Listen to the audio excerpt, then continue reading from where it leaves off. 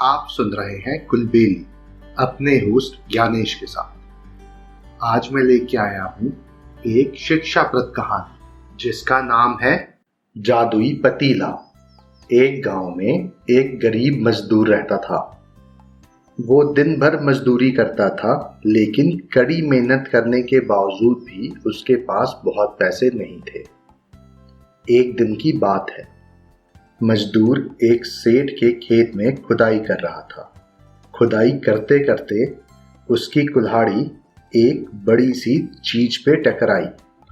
उसे लगा कि जरूर जमीन के अंदर कुछ बहुत कीमती चीज छुपी हुई है। उसने उस जगह को खोदना शुरू किया। कुछ समय खोदने के बावजूद भी उस चीज का अंत भाग नहीं मिल रहा था। बहुत समय खुदाई करने के बाद एक बहुत बड़ा पतीला जमीन में से निकला।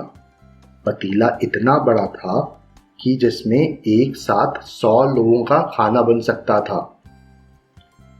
पतीला देखकर मजदूर बहुत उदास हो गया। उसने सोचा कि इतनी सारी मेहनत करने पर भी एक पतीला निकला। मेरे घर में तो मैं सिर्फ अकेला ही रहता हूँ। मैं इस पतीले का क्या करूँगा?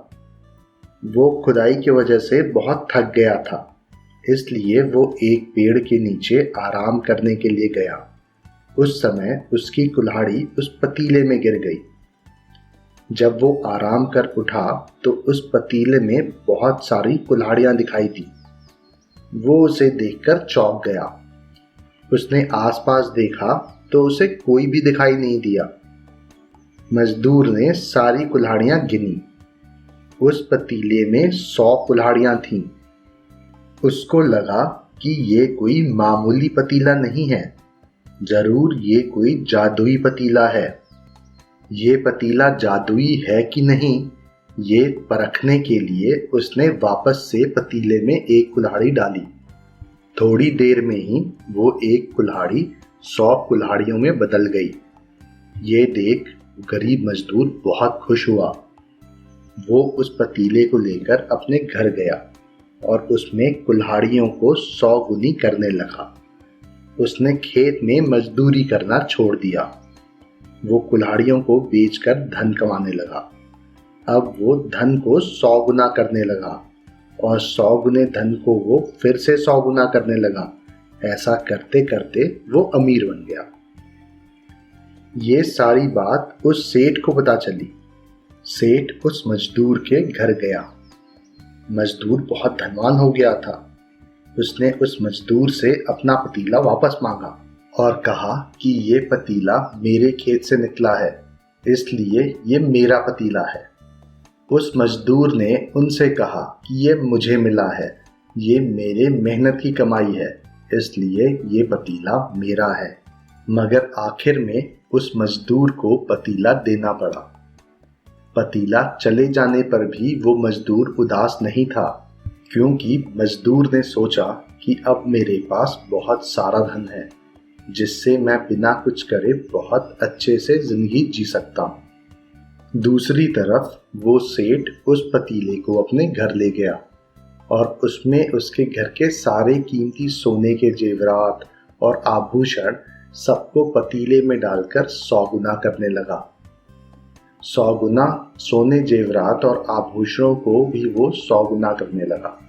ऐसा करते करते वो पूरे गांव का नहीं बल्कि पूरे देश का सबसे अमीर सेठ बन गया।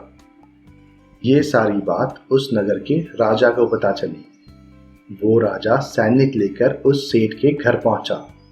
उसने उससे कहा कि इस नगर की प्रत्येक चीज पर उसका अधिकार है, इसलिए ये जादुई पतीला उसका हुआ। ऐसा कहकर उसने उस सेठ को धक्का दिया और वो पतीला लेकर चला गया। वो राजा उन दोनों से बहुत ज्यादा लालची था। उसने अपना सारा खजाना 100 गुना कर दिया। उस 100 गुना खजाने को भी उसने वापस 100 गुना कर दिया। ऐसा करके वो दुनिया का सबसे अमीर राजा बन गया। एक दिन वो राजा उस पतीले के पास आया और सोचने लगा कि इस पतीले में जरूर कुछ होगा जो उसको जादुई बनाता है, क्योंकि ये पतीला दिखने में तो बहुत साधारण सा है।